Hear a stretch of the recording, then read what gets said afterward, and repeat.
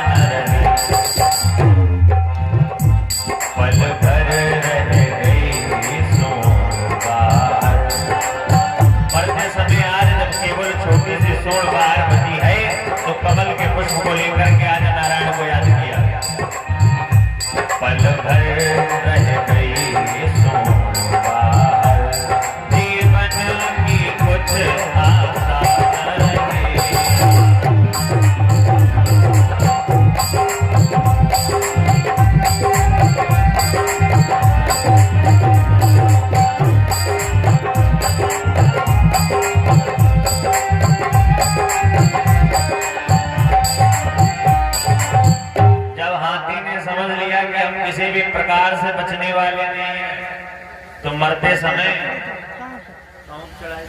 भगवान ने 21 रुपया है बड़े में हरिओम 21 मुद्राओं का दान हरिओम जी की तरफ से, भगवान की तरफ से मंगल मनोकामनाएं सदैव आपके भंडार भरते हैं। ये पूरी वेदी में सब भगवान ही रखे हैं, कहीं भी पैसा चढ़ा जाओ सब भगवान ही को मिलेंगे, पंडित जी को थोड़ी न मिलेंगे, सब भगवान ही। अब चढ़ाने वाले तो जानते ही जिसकी जेब में जाने वाले, तो सभी परमात्मा ही है। यहीं पर आकर के जो भी दान दक्षिणा सब चढ़ा करके चले जाओ।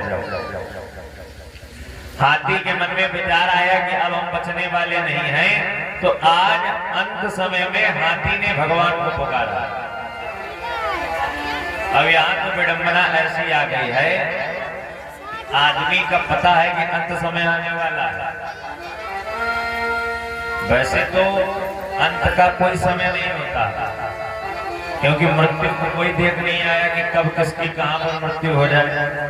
कोई कोई होता है भाई जो 100 वर्ष के ऊपर तक चल जाता है और किसी किसी की 20 वर्ष की अवस्था में मृत्यु हो जाती है कि नहीं? ऐसा कोई हमारा समय देख करके नहीं आया कि हम ज्यादा दिन तक जिए कि आप ज्यादा दिन तक जिए, लेकिन फिर भी अपने यहाँ एक सारणी बनाई गई है। जब व्यक्ति बुजुर्ग हो जाता है तब उससे यही कहा जाता है कि बाबा अब एकांत में बैठ करके भगवान का भजन करो। जिंदगी भर तो बाबा माया मोह में पड़े रहे, लेकिन कम से कम अंतिम समय में भगवान को याद करते मोक्ष पद की प्राप्ति करें। और अगर देखा जाए तो भगवान की भक्ति करने का जो समय है वो जवानी की अवस्था है, क्योंकि जब आप 21 से लेकर के 30-40 वर्ष के होते हैं तो आप अपनी दुनिया में जिंदगी में जो करना चाहे आप वो कर सकते हो। आप जो बनना चाहो वो बन सकते हो, जैसी भक्ति करना चाहो आप ऐसी भक्ति कर सकते हो। अच्छा, भक्ति करने के लिए आपको इस स्थान पर बैठना पड़ेगा कि नहीं? जब तक आप बैठेंगे नहीं तब तक भक्ति कैसे कर पाएंगे? अच्छा, जवानी की अवस्था में आप जैसे चाहें जहां पर बैठे रहे, एक ही आसन में बैठे रहे घंटों घंटों तक, शरीर में दर्द नहीं होगा। लेकिन वही आप बुढ़ापे में पहुंच जाए। अच्छा, बुढ़ापे में जब हमारा शरीर ही साथ नहीं देगा, एक जगह पर हम बैठे नहीं पाएंगे, बार बार उठना पड़ेगा, बार बार बैठना पड़ेगा। अच्छा, जब शरीर में कोई दिक्कत होती है तो भजन अपने आप ही नहीं होगा। जैसे अभी आपसे जो भजन बुलवाए जाएंगे वो आप सब बोलोगे। अभी कहलवाया जाएगा सीताराम तो मुख से सीताराम निकलेगा। और कोई अम्मा हो 85-90 वर्ष की, उनसे कहो कि अम्मा सीताराम तो बुलाओगे, सीताराम मुंह से निकलेगा पिता पापा। हम अपनी जिंदगी में प्रत्येक डेट को लिख करके रखते हैं कि आज के दिन हम पैदा हुए, आज के दिन हमारा स्कूल में बढ़िया से एडमिशन हुआ, आज के दिन हमारा विवाह हुआ, आज के दिन हमारा बालक हुआ। लेकिन शायद ही कोई ऐसा व्यक्ति हो जो ये डेट लिख करके रखे कि आज के दिन हम बूढ़े हुए। बताओ, बुढ़ापे की डेट किसी के पास लिखी रखी है? अब विडंबना तो ये है कि बाबा हो गए 80 वर्ष के और उनसे अगर आप एक बार ये कहते हो बाबा तुम्हारी उम्र हो गई, अब तो तुम बूढ़े हो गए, तो बाबा और ज्यादा गुस्से में आ जाते हैं। बाबा कहते हैं अभी तो तुमसे ज्यादा बल है, खबरदार जो हमें बूढ़ा बोल दिया, हम बूढ़े नहीं हैं। और भले चाहे मुंह में दांत न बचे, पेट मात न बचे, लेकिन बाबा अपने को जवान नहीं बताएंगे। भूतपूर्व जवान, बाबा अपने आप को भूतपूर्व जवान बताते रहते हैं। तो कुल मिला के बात यह है कि ये जो अवस्था है हमारे रात की, ये इस अवस्था में अगर आपने भगवान का भजन कर लिया तो समझ लो बुढ़ापे में तुम्हें भजन करने की आवश्यकता नहीं पड़ेगी। उदाहरण के लिए आप अपने यहाँ लोगों को देखो जिसकी जवानी बढ़िया एयरफोर्स में या बढ़िया कहीं विधिवत जगह से नौकरी लग गई, अब बुढ़ापे में जिसकी बढ़िया पेंशन आ रही, बताओ घर परिवार वाले उसका साथ दे रहे हैं? क्योंकि पता है कि पिताजी के पास भाई बहुत सारा रुपया, जितना तुम महीने में कमा रहे हो उससे 3 गुनी तो उनकी पेंशन आ रही, तो बुढ़ापे पर भी तुम्हारी इज्जत होगी। अच्छा, जवानी में जब तुम कुछ किए ही नहीं हो तो ऐसे ही माता पिता को बच्चे क्या करते हैं, फिर धीरे धीरे 4 भाई किसी न किसी मठ पर डलवा देते हैं, खेतों में डलवा देते हैं या किसी वृद्धाश्रम में भिजवा देते हैं। बोले पिताजी का खर्चा हमसे सहन नहीं होता। और जब दुनिया जाती है माता पिता का खर्चे क्या होता है? माता जी को 1-2 साड़ी लेकर के दे दो तो उसे पूरी जिंदगी काट देंगे। उन्हें ये थोड़ी ना बढ़िया नई नई रेशमी साड़ी तो पत्नी को चाहिए भैया, माता जी को नई नई रेशमी साड़ी तो नहीं ना चाहिए।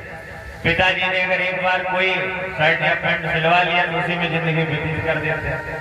बढ़िया बढ़िया तो कपड़े हम और आपको चाहिए कि जितने महंगे कपड़े मिल जाए, जितने बढ़िया कपड़े मिल जाए, हम तो भाई खरीदेंगे, पहनेंगे।